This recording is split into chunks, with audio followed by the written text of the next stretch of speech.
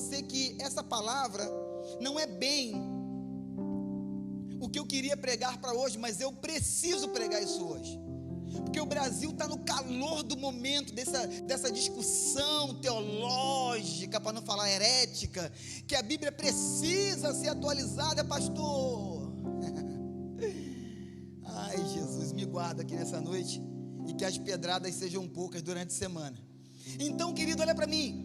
O que eu quero falar para você é que existe um grande perigo de nós não termos uma fundamentação teológica na doutrina dos apóstolos. Existe um grande perigo quando a nossa teologia não é uma teologia Cristo no centro, uma teologia cristocêntrica. Existe um grande perigo, por quê? Porque se a teologia não é Cristo no centro, uma outra coisa vai entrar no centro, no lugar de Cristo, sim ou não? Vem comigo, eu estou pregando só para gente inteligente. Uma praga chamada teologia liberal, ela não só rodeou as igrejas cristãs, como ela entrou na igreja cristã. Essa teologia liberal entrou na igreja cristã. Por quê?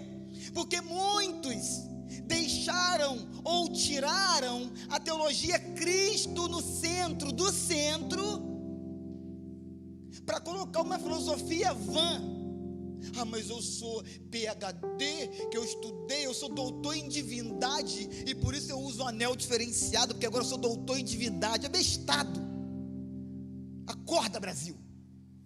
E nós tiramos Cristo do centro da nossa teologia e colocamos uma praga chamada teologia liberal, aonde essa teologia liberal não mais agora rodou ou rodeou nossas igrejas, não mais entrou nela, como agora está sendo publicada, mencionada daqui, ó, de cima do altar das igrejas. Isso é uma denúncia. O que eu estou fazendo aqui nessa noite não é pregando, é denunciando uma teologia herética que está saindo de cima dos púlpitos das igrejas no Brasil. Acordem. Pastor, está nervoso? Não, vou começar a pregar daqui a pouco. Aí essa praga dessa teologia traz para nós uma heresia maquinada há tempos, irmãos. Por que eu estou falando isso? Quando eu começar a pregar eu te falo, ok? Vem comigo. Amanhã é feriado. Amém? A vigília começa agora. O irmão fez assim. Não faz sinal da cruz não, filho. É brincadeira, não precisa fazer isso não. Preste atenção. Essa teologia liberal tem um pensamento cristão. Lógico que não. Mas um pensamento marxista. Depois tu estuda um pouquinho e veja o que eu estou falando aqui. Eles sabem o que eu estou falando aqui. Um pensamento marxista, uma visão marxista. Por quê? Porque é uma teologia que tem tentado ressignificar a palavra de Deus. Que loucura! A palavra do momento na boca desses hereges, o que é? Ressignificar. Ressignificar o quê? A Bíblia? Está de brincadeira comigo, né? Ressignificar o quê? A nossa fé? Sabe por que eles estão falando isso? Eu vou te falar. Eles estão falando de ressignificar a Bíblia porque eles também falam já há um tempo de ressignificar se realmente precisa ou não a maconha ser proibida em território nacional. Eles falam em ressignificar a Bíblia porque eles já estão tentando falar já há um tempo se realmente é preciso nós lutarmos contra o aborto. Será que mesmo o aborto, pastor, é contra a Bíblia? Não, lindo. O aborto não é contra a Bíblia não, o aborto é crime. Acorda, Brasil. Eles estão tentando ressignificar a palavra para injetar em nós e daqui de cima dos púlpitos que um homem junto com um homem pode adotar uma criança e ser uma família, uma ova. Cambada de pilantra, sem vergonhas. Uma ova que essa teologia vai entrar e vai ficar nas nossas igrejas. Não vai. E por que não vai, pastor? Porque as portas do inferno nunca prevalecerão contra a igreja. Nunca. Não vai. O que eles precisam ressignificar é a cara de pau deles. Nessa teologia liberal, o apóstolo Paulo é considerado, sabe o quê? Igual um bonito falou semana passada aí. O apóstolo Paulo é machista. O apóstolo Paulo é machista na boca desses caras. Sabe com base em que ele falou isso? Irmãos, eu sou pastor de igreja, desculpa, eu não tenho culpa que está sendo transmitido. Eu sou um formador de opinião. Nós temos uma comunidade, e como líder dessa comunidade, eu não posso deixar ou saber que a nossa igreja está falando isso de semana a semana em casa, nas redes sociais, e o pastor não se manifesta e não expressa a sua opinião. Eu não posso fazer isso. É por isso que eu falei que eu não queria pregar essa mensagem hoje, mas eu preciso, porque o troço está no calor do momento, e como pastor de uma comunidade eu não posso ser covarde. Eu não posso me acovardar e fazer o quê? Fingir que não estou sabendo que a minha igreja está falando por aí. Eu não posso fazer isso, gente.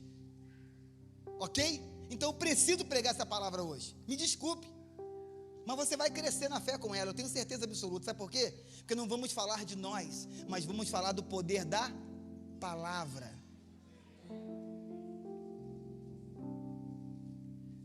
Na boca deles, quando Paulo escreve para o povo de Éfeso, Efésios capítulo 5, põe na tela, filho, por favor, verso 22. Na boca dele, quando Paulo escreve para o povo de Éfeso, Efésios capítulo 5, 22, Paulo escreve cartas machistas. Cambada de moleque. Mulheres, sujeitem seus maridos como ao Senhor. Não muda não, filho, deixa aí. Essa mensagem vai longe, amanhã é feriado, ninguém está com pressa, e glória a Deus por isso. Vamos mergulhar na Bíblia aqui hoje, irmão. Se prepara para ler uns 150 textos comigo aqui, hein? Mulheres, sujeitem seus maridos como ao Senhor. O moleque me pega um texto desse e fala que Paulo é machista. Meu lindo, olha para o texto, por gentileza. Mulheres, sujeitem seus maridos como quem? Não, você pode fazer muito melhor que essa máscara. Como igual a quem? E mães, como é que você se sujeita a Cristo? Fala para mim. Com medo? Por obrigação? Pressão? Não? Tortura? Não? Você não se sujeita a Cristo por pressão, tortura, obrigação? Não?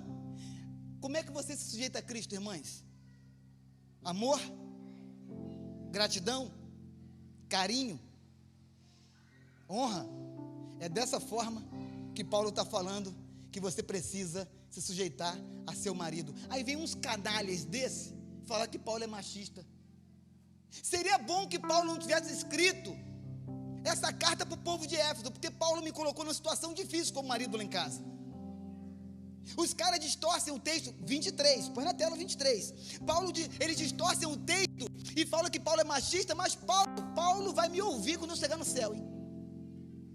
Deixa eu pegar Paulinho quando eu encontrar ele lá dentro, porque Paulinho me coloca numa situação horrível, e os camaradas falam que Paulo é machista. Ah, pelo amor de Deus, vamos ler Bíblia, Brasil. Pois o marido é o cabeça da mulher. O texto é machista, pastor, como também Cristo é o cabeça da igreja. O marido é a cabeça da mulher, mas não é para pisar ela, porque Cristo não pisou na igreja. O marido é o cabeça da mulher, para como Cristo amou a igreja. O marido é o cabeça da mulher, para fazer com ela o que Cristo fez com a sua igreja. Se entregou até a morte de cruz, irmãos. Que é o seu corpo, olha para cá, do qual ele é o Salvador. 24, filho, vamos embora. Assim como a igreja está sujeita a Cristo, também as mulheres estejam em tudo sujeitas a seus, assim como a igreja está sujeita a Cristo. Como que a igreja está sujeita a Cristo? Já falamos aqui. Ai, que tortura ser sujeita a meu marido. Está fazendo tudo errado, porque a forma que você tem que tratar seu marido é a forma que você trata a Cristo. Eu sei que 2 mulheres falou amém, 3 pensou em ir embora, e a outra falou assim: qual o nome do baixinho para me pegar ele mais tarde? O texto não é ruim para você não, irmã. O texto é ruim para nós. Eu pego Paulo, vem comigo, 25. Presta atenção. Maridos. Olha que texto machista que essa teologia liberal do inferno está tentando injetar nas nossas igrejas. Maridos, amem suas mulheres, assim como Cristo amou a sua igreja e se entregou a si mesmo por ela, irmãos. Ele está convidando eu e você, homens, a tratarmos as nossas esposas, quando sairmos pelaquela porta, da mesma forma que ele tratou a sua igreja e a trata até hoje. 26. Para santificá-la, tendo-a purificado pelo lavar da água mediante a palavra. 27. E apresentar a si mesmo como igreja gloriosa, sem mancha, nem ruga, ou coisa semelhante, mas santa e inculpável. 28. Da mesma forma, os maridos devem amar suas mulheres como a seus próprios corpos. Que é isso, cara? Quem ama sua mulher, ama a si. O que tem de machista nessa carta de Paulo ao povo de Éfeso? Cambada de canalha, que tem pegado a palavra de Deus, enfiado heresia, distorcido, e tem subido por cima do púlpito das igrejas para enganar o povo de Deus. 29. Estou acabando já, daqui a pouco a gente começa a pregar. Quando eu falar o texto da mensagem, a gente começa a pregar. Além do mais, ninguém jamais odiou seu próprio corpo, antes o alimenta e dele cuida, como também Cristo faz com a igreja. 30. Pois somos membros do seu corpo. Dá um glória a Deus aí, irmão. Fala assim, glória a Deus.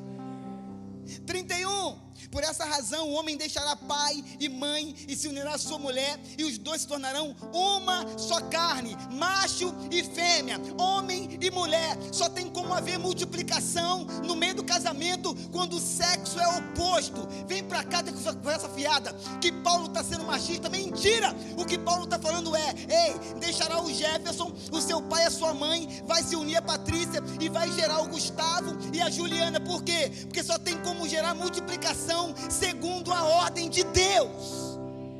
Aleluias. 32.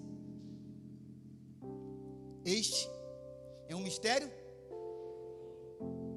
Jefferson, larga o papai e mamãe, se junta com a Patrícia, leva ela para a lua de mel. E isto é um mistério.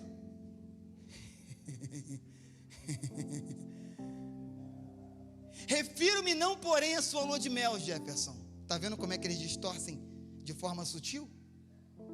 Não é sobre a lua de mel do homem e da mulher, ou desse primeiro relacionamento que Paulo está falando.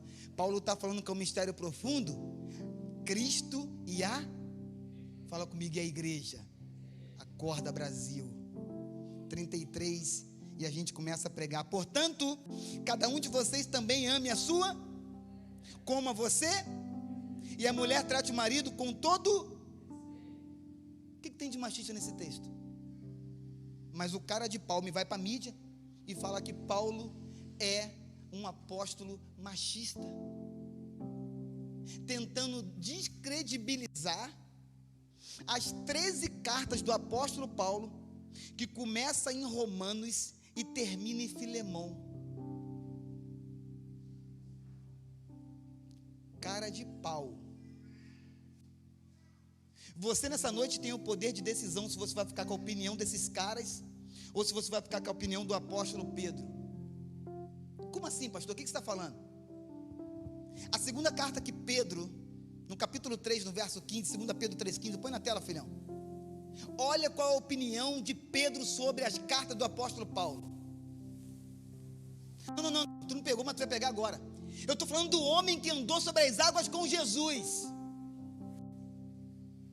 Eu estou falando do homem que o Yeshua Hamashia, Jesus, o Cristo, vira para ele e fala assim: ei, eu te digo que tu és Pedro, e sobre esta pedra edificarei a minha igreja, e as portas do inferno não prevalecerão contra ela. Pedro, olha a opinião desse cara sobre as cartas paulinas. Não a opinião desses heréticos que tem, não, mas a opinião de Pedro sobre as cartas de Paulo. Verso 15. Tenham em mente que a paciência de nosso Senhor significa salvação, como também o nosso amado irmão Paulo lhes escreveu.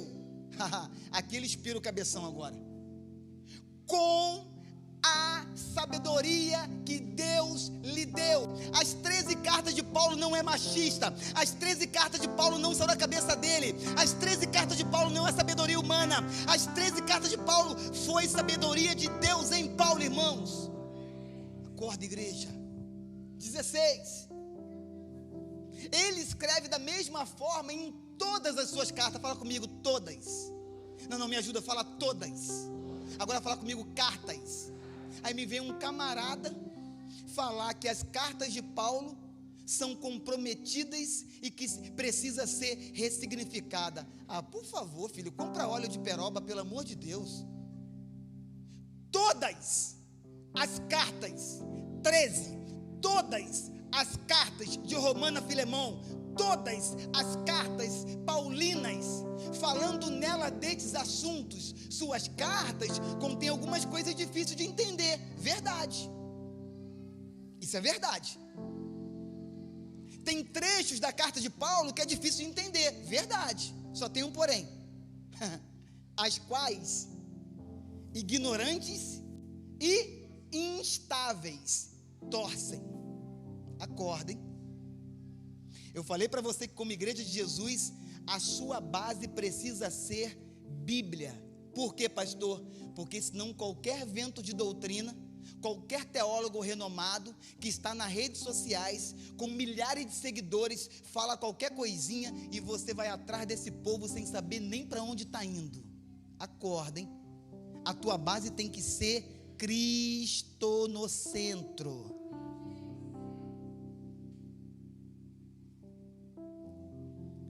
Verso 17. Portanto, amados, sabemos que não sejam levados pelo erro dos que não têm princípios morais, nem percam a sua firmeza. Pastor, eu quero estar firme. Pastor, eu quero estar firme. Quer estar firme? Então, por favor, aprenda e fale como salmista. Guardei a tua palavra no meu, para não pecar. Bíblia. Quer estar firme? Bíblia. Não quer ratear? Bíblia. Não quer cair? Bíblia. Não quer fraquejar? Bíblia. Não quer vacilar? Bíblia. Não quer se desviar? Bíblia. Bíblia, irmãos. Por favor, menos séries Netflix e mais Bíblia. Porque é essa palavra que vai te manter de pé nos próximos embates que virão, hein? Eu estou sendo boca de Deus aqui nessa noite para te falar, hein?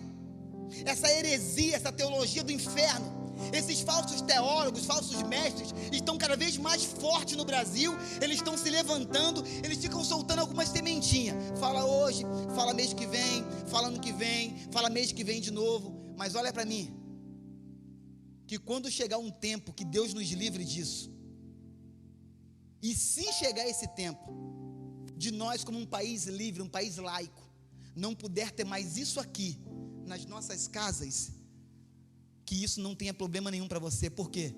Porque você fez igual o salmista. Guardei a tua palavra no meu coração. Eles podem queimar a sua Bíblia, mas não podem queimar o seu coração, irmão. Eles podem te proibir de ler a Bíblia, mas eles não podem te proibir de trazer à memória aquilo que te dá esperança. Aí você decide se você quer a opinião do apóstolo Pedro sobre as 13 cartas de Paulo, ou se você vai ficar com a opinião de um homem pecador como nós, que estudou meia dúzia de coisa, PhD não sei da onde, e se acha alguma coisa. Bota o 18 para eu começar a pregar, vai. Cresçam. Cresçam. IBAG, cresçam. Liderança da IBAG, cresçam. Meus irmãos, você que está entrando aqui nessa igreja, já é um frequentador, está aqui conosco já há um tempo, eu tenho te visto aqui há alguns meses já, e você está pensando em ser membro dessa casa. Deixa eu te falar uma coisa, antes de você entrar. cresçam. Cresçam. Cresçam. Sabe por quê? Porque Deus não chama crianças para a sua obra. Ele chama homens e mulheres cheios do teu Espírito Santo, que aguenta pressão. Cresçam. Vamos crescer, gente. Mas crescer aonde, pastor? Aqui, ó. 66 livros. Aqui, ó. Cresce aqui, ó. Sabe por quê? Porque essa raiz, vento de doutrina, não derruba árvore nenhuma aqui. Tem alguém comigo? Glória a Deus. Você pode aplaudir Jesus enquanto bebo água. Glória a Deus. Glória a Deus. Vamos falar o tema da mensagem junto para a gente começar a pregar? Não adianta fazer sinal da cruz, que não adianta aqui. Aqui não tem esse negócio não, irmão. Mas meu Deus do céu, eu cheguei aqui pela primeira vez, eu achei que ele estava brincando há 20 minutos atrás. Não estou brincando não, filho. Fala assim comigo. Um mundo novo. Não, dá para fazer melhor. Fala assim comigo. Um mundo novo para uma palavra eterna. É o tema da mensagem. E a gente começa agora.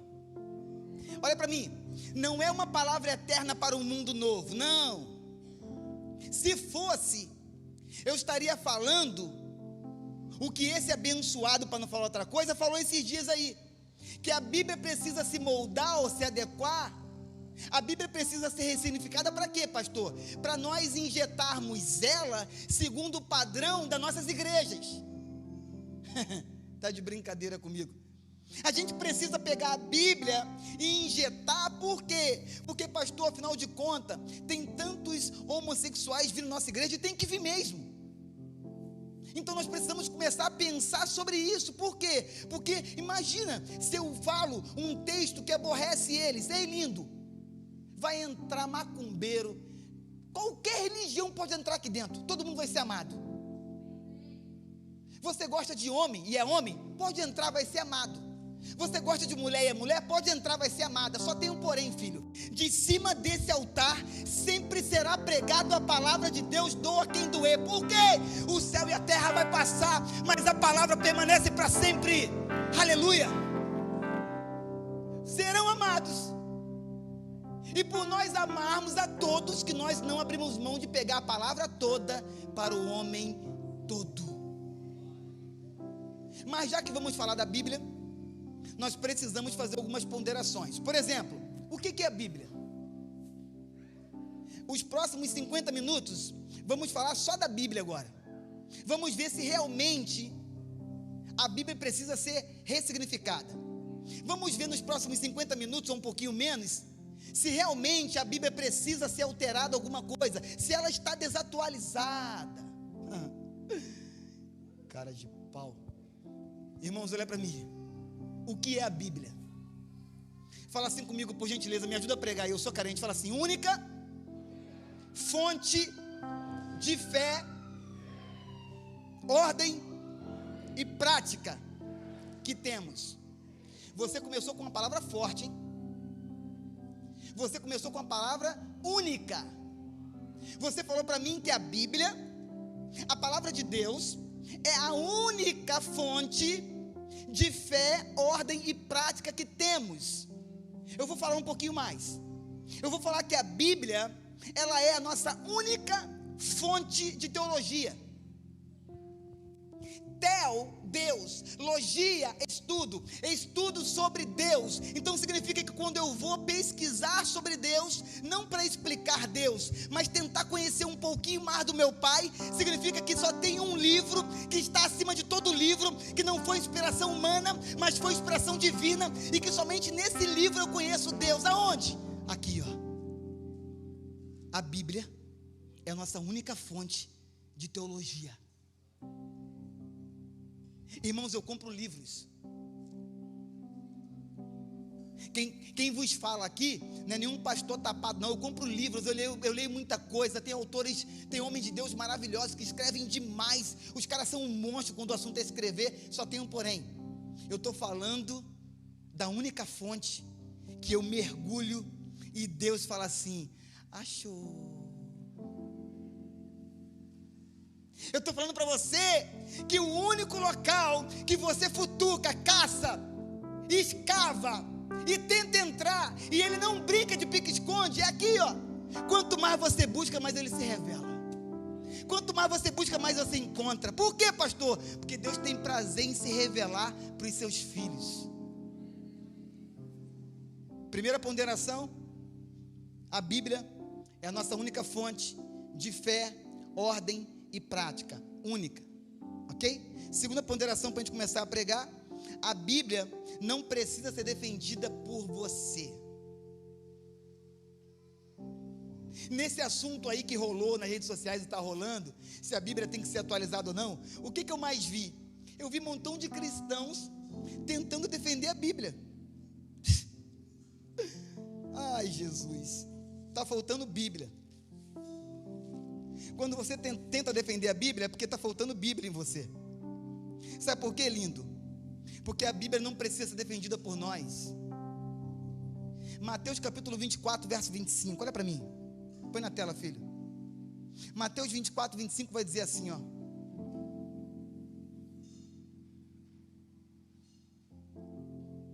Perdão, 35. Eu que te derrubei agora. O céu e a terra passarão, mas as minhas palavras jamais. Não precisa defender ela, não. Ela é eterna. A Bíblia é eterna, não precisa de defesa. Ah, mas eu vou escrever porque a Bíblia precisa. Não. Precisa não. A Bíblia não precisa da nossa defesa. Na verdade, a Bíblia é a palavra do Deus Altíssimo. Então, quando eu tenho a prepotência de defender a Bíblia, eu estou dizendo para Deus que a palavra dele não consegue subsistir por ela própria. Ou seja, ele precisa de um defensor. Não precisa. A palavra de Deus não precisa de defensores. Governos passaram e tentaram acabar com ela. Impérios passaram e tentaram queimar esse livro em todo o planeta. A antiga cortina de ferro, União Soviética, se pega com Bíblia fuzilado, vivo, na hora, no meio da rua, dentro do carro. Bíblia não entra na União Soviética, a antiga União Soviética, cortina de ferro. Missionários deram a sua vida para poder penetrar e fazer contrabando de Bíblia, e conseguiram. E a palavra de Deus entrou na antiga União Soviética. Olha para mim, filho, olha para mim, por favor.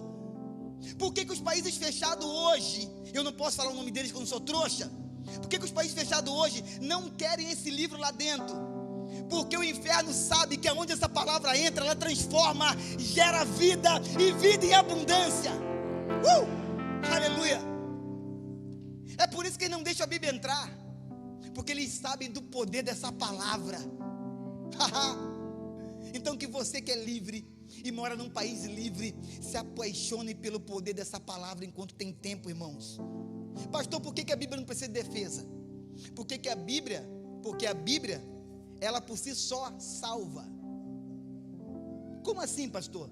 2 Timóteo, capítulo 3, verso 15. Porque desde a criação, você conhece as sagradas letras, que são capazes de torná-lo sábio mediante a fé em Cristo Jesus. Ela não precisa de defesa, porque ela por si só produz salvação. Como assim, pastor? Dá mais um texto bíblico para a gente embasar. Eu te dou. E conhecereis e a verdade vos. Essa palavra gera salvação até hoje na terra, e está gerando aqui agora no nosso meio. Pastor, por que eu não preciso defender a Bíblia? Porque a Bíblia mostra para mim e para você, a igreja de Cristo, o caminho certo a seguir, nos mantém no caminho. Bota o verso 17, lindão. Para que o homem de Deus seja apto, plenamente preparado para toda boa obra. A Bíblia nos mantém no caminho, no centro da vontade de Deus. E mais, hein? Eu quero muito fazer a obra de Deus, eu estou animado, pastor, eu quero sair por aí, eu quero ir para as nações, eu quero ir para a África. A África começa na janela do vizinho do lado, Corda Brasil. Mas eu quero fazer, eu quero fazer, pastor, eu quero fazer.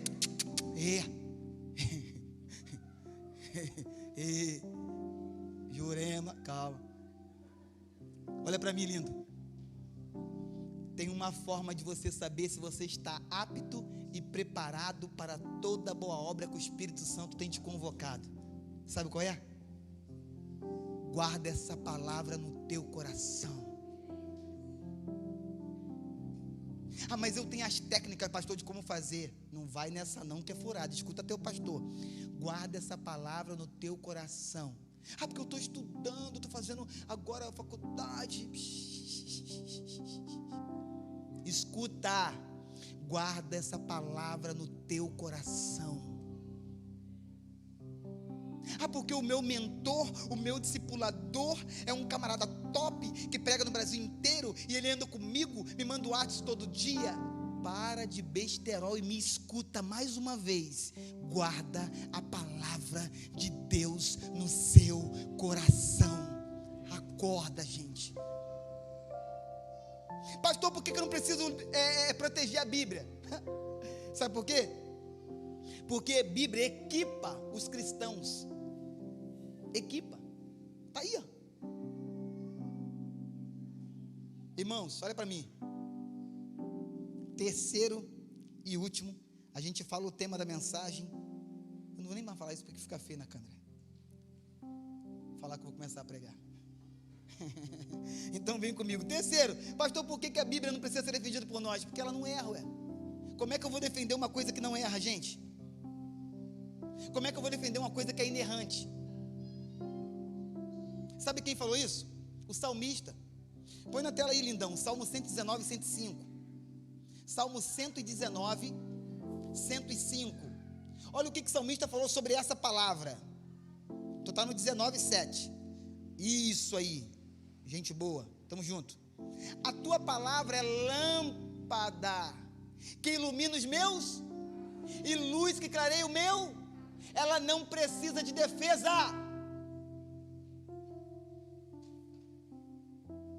Ela é lâmpada.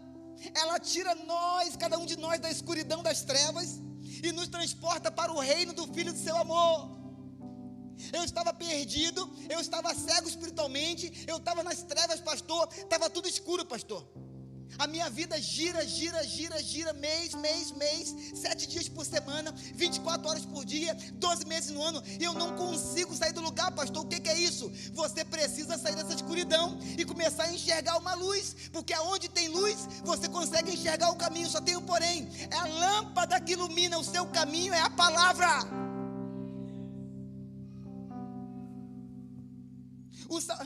O mesmo salmista no Salmo 119, aí mesmo, bota o 68 para nós, por favor.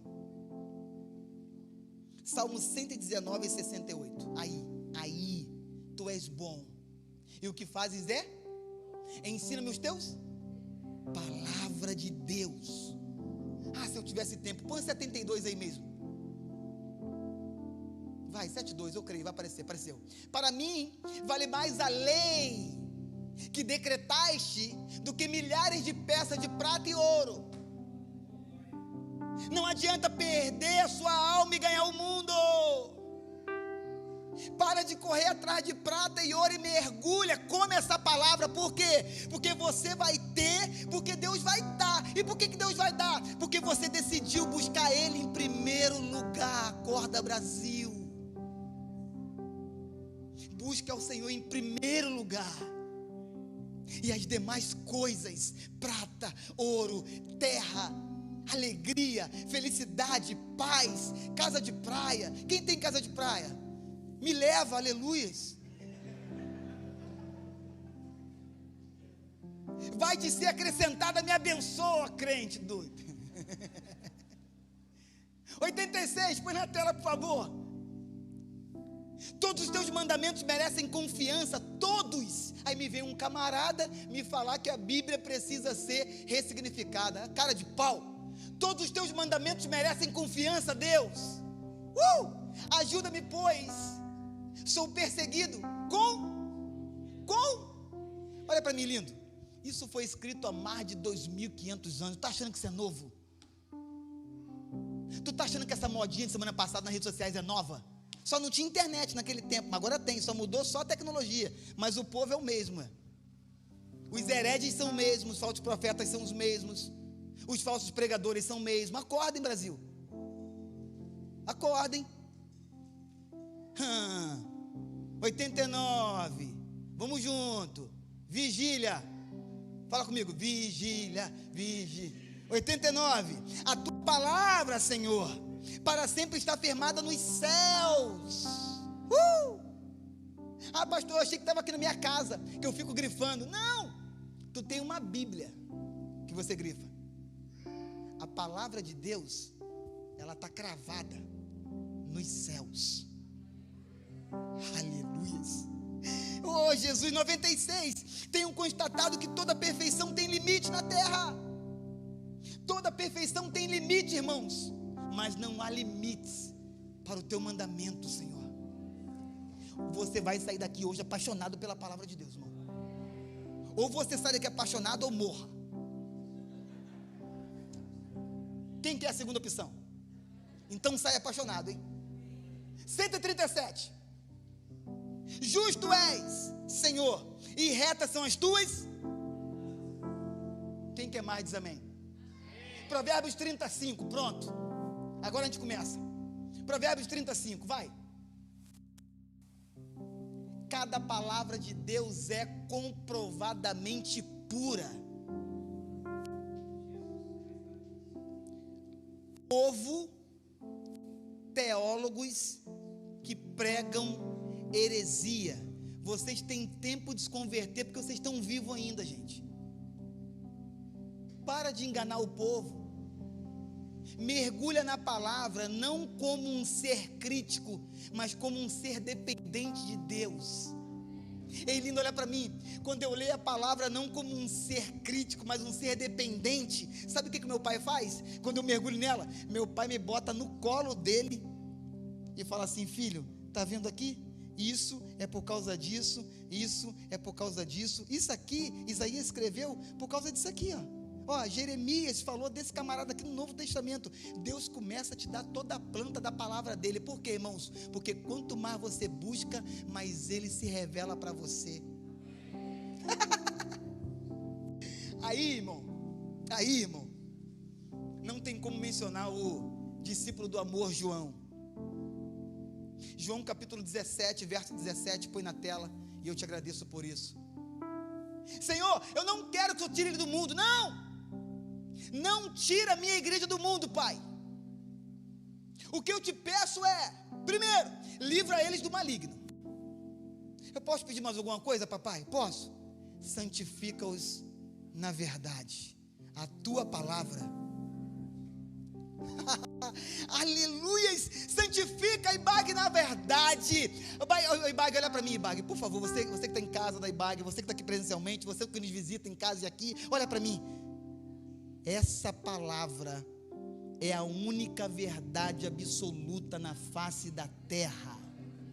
Eu não sou a verdade. Você não é a verdade. O nosso governo atual não é a verdade. Os seus pais não são a verdade. Essa igreja, essa placa de igreja, Igreja Batista Amor e Graça, não é a verdade. Só tem uma verdade absoluta na face da terra: a palavra poderosa de Deus é a verdade. Aí sabe o que eu lembro? Eu lembro daquele hino lindo, antiguíssimo, que vai dizer assim, vou puxar no tom, eu vou puxar no tom, dó, não sei nem se é dó, é porque é meu sonho fazer isso. Então esquece, vamos lá, fala assim: sim, eu amo. Se você sabe, fecha os olhos e canta, vai.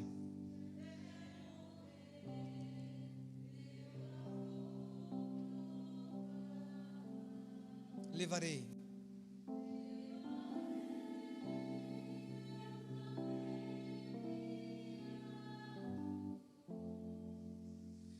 Até por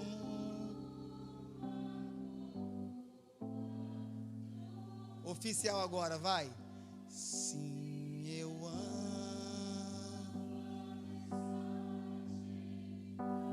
Glória a Deus.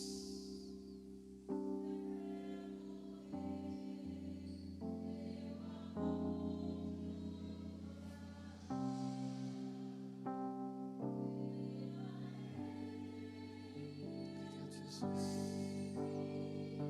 tua graça e misericórdia.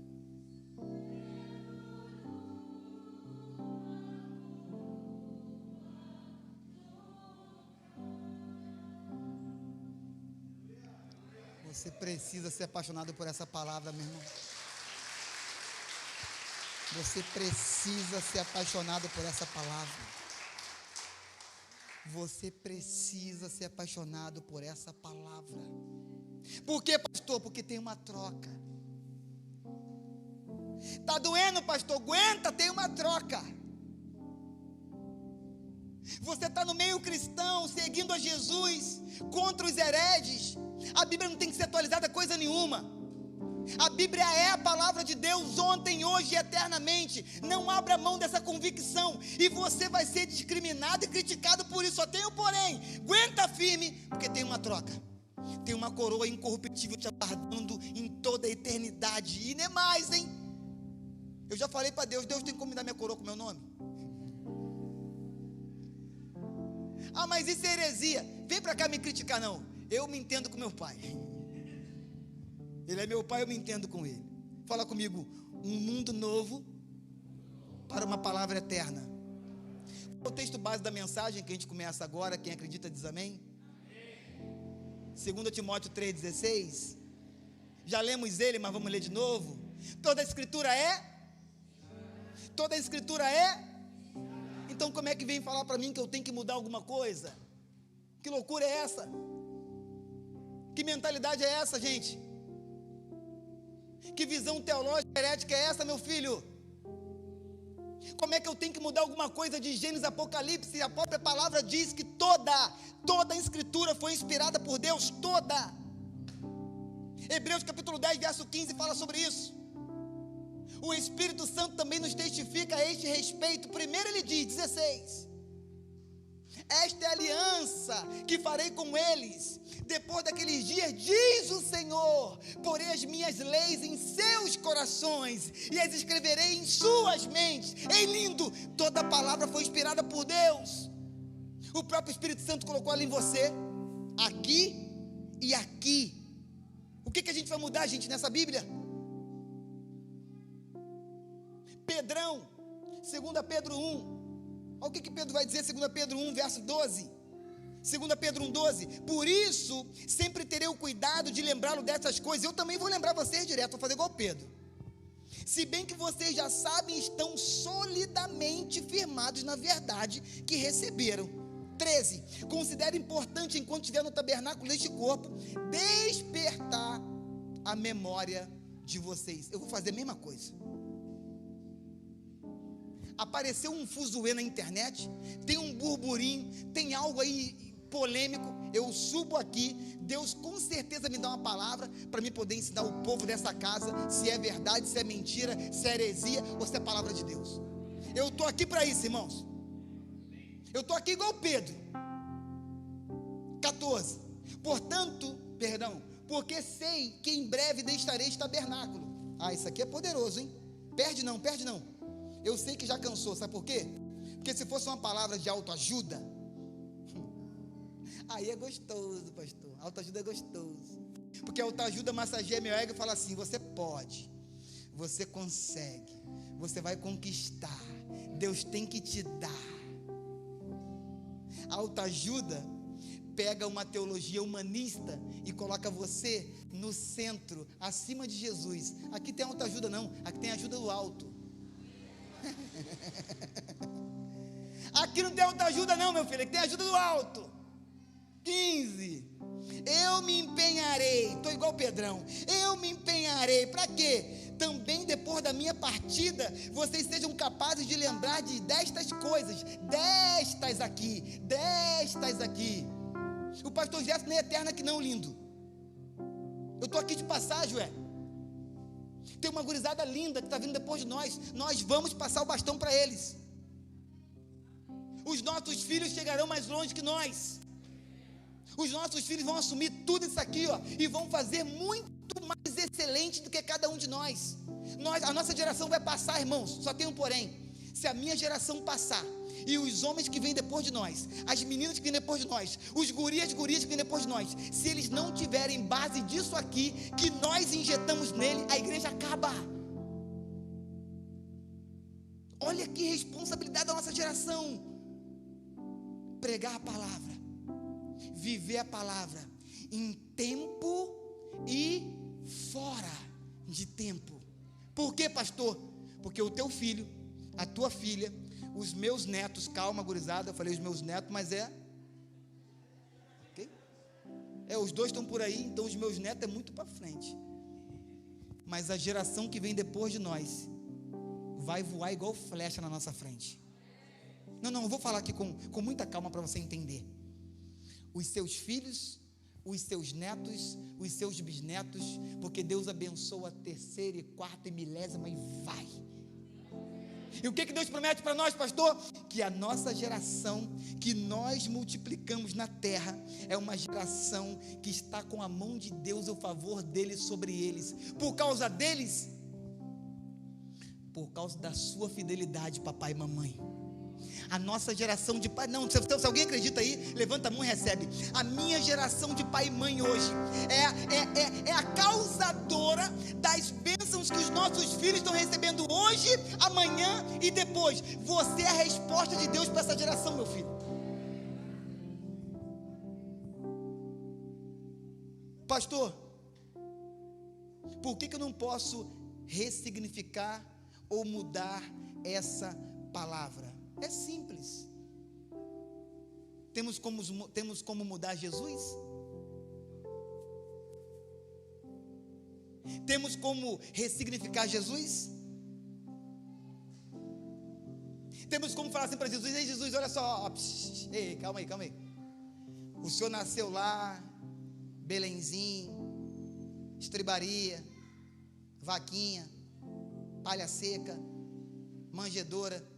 Mas século 21, Jesus, o tempo aqui é outro, a pegada aqui é outra. O senhor não entendeu não? Que agora nós estamos na tecnologia do Wi-Fi 5G, que está quase chegando já aí. Não, Jesus, tu não está entendendo. Aqui agora a gente clica e chega. Não tem mais aquela história de pegar um burrinho e 100 quilômetros fazer em uma semana. Agora a gente faz 100 quilômetros em 45 minutos, dependendo do carro, e meia hora, quem quer morrer. Não, Jesus, o senhor não está entendendo. O senhor precisa ser ressignificado, Jesus. Conversa fiada, cambada de pilantra. Por que a Bíblia não pode ser ressignificada? Porque Jesus é a palavra, e a palavra é Jesus. Que história é essa, pastor? História? Não é história não, é verdade. João capítulo 1, verso 1, meu lindo. Aqui, ó. Eu não posso mudar essa palavra porque eu não tenho como mudar Jesus. No princípio era aquele que é a palavra, aleluias. Ele estava com Deus e ele era Deus. Como é que eu mudo Jesus, gente? Eu não posso mudar a Bíblia porque Jesus é a Bíblia e a Bíblia é Jesus. Eu posso ouvir um amém, não? É quase igual, só bota um na frente. 1 João 1.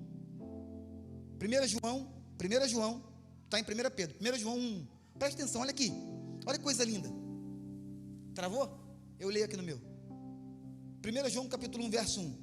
O que era desde o princípio, o que ouvimos, o que vimos com nossos olhos, o que contemplamos e as nossas mãos apalparam, isto proclamamos a respeito de quem? Da palavra da vida. Ele é a palavra.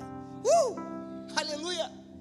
Jesus é a Bíblia e a Bíblia é Jesus. Então, se eu entro nessa heresia e falo que eu preciso mudar a palavra, reinventar a palavra, ressignificar a palavra, alterar a palavra, eu estou dizendo que Jesus é insuficiente. Não é, porque Jesus é suficiente. Aleluias. A banda sobe para parecer que está acabando, hein? Quando vocês sobem, eu ganho mais meia hora. Irmãos, olha para mim. Um mundo novo para uma palavra eterna. Filhão, Apocalipse 19, 11, enquanto eles se ajeitam aqui, vai, põe na tela aí para nós. Obrigado.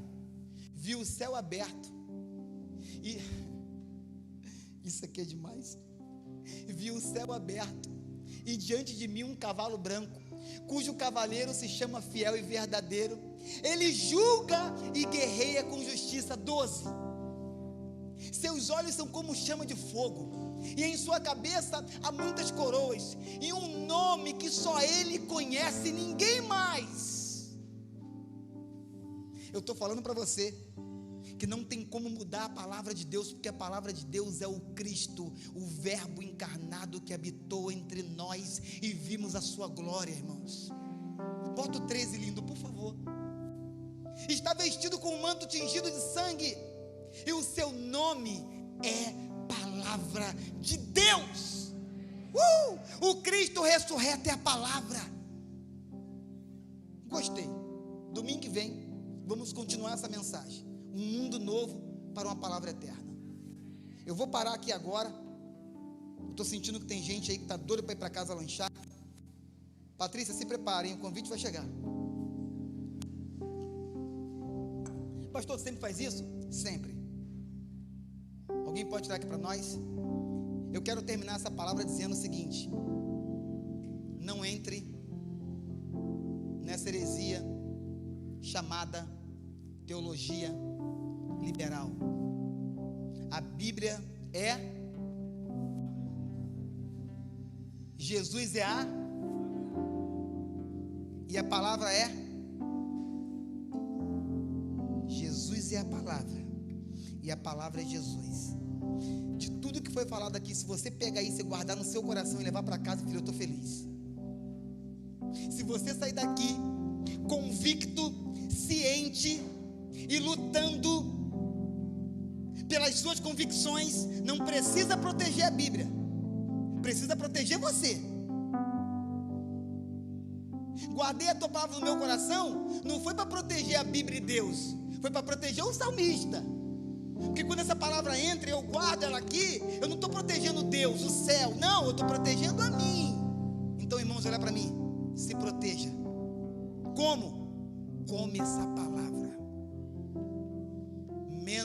Menos Netflix e mais palavra de Deus. Menos WhatsApp e mais palavra de Deus. Eu sou boca de Deus aqui nessa noite. Presta atenção. Guarda essa palavra no teu coração, irmão. Por quê, pastor? Quando os ventos e os embates da vida vêm, quando as más notícias chegam, tem uma coisa que não deixa você perder a sua esperança, e o nome disso é palavra de Deus. Quando o diagnóstico chega e o resultado não é o que a gente queria ler, tem uma coisa que não deixa você desesperar. Sabe o que é? Palavra de Deus. Quando chega aquela turbulência no casamento, que aquele pensamento do inferno bate, não dá mais, a gente não tem mais compatibilidade. Sabe o que mantém essa casa, essa família? Palavra de Deus. Deus está falando com gente aqui, eu tenho certeza absoluta. Ei, lindo, olha para mim. Quando parece que o céu está de bronze, que o pau está quebrando, que está dando tudo errado, pastor, nada dá certo, o carro quebra, a gasolina falta, a saúde vai embora, pastor, o que eu faço nessa hora? O que você faz? Quer mesmo a resposta? Eu termino essa mensagem para você que está em casa e falo para você: gruda com a palavra de Deus. Por quê? Porque a palavra de Deus vai trazer esperança, alívio, alegria, conforto e mais certeza que o amanhã Deus já está no controle. Feche seus olhos, por favor. Toda a igreja, para você que está em casa, para você que está presencialmente, feche seus olhos, todos vocês. Repita, por favor, comigo, por gentileza, se você quiser, não é obrigado. Repita comigo essa oração, bem alto. Fala assim: Senhor Jesus, eu te agradeço por me trazer nessa casa, nessa noite, no nome de Jesus, eu te entrego a minha vida, porque nessa noite eu entendi que a tua palavra é o teu filho, e o teu filho é a tua palavra. Eu preciso de Jesus, só Jesus, na minha mente, no meu coração e na minha história. E por esse motivo, eu te peço, escreve meu nome no livro da vida, no nome de Jesus.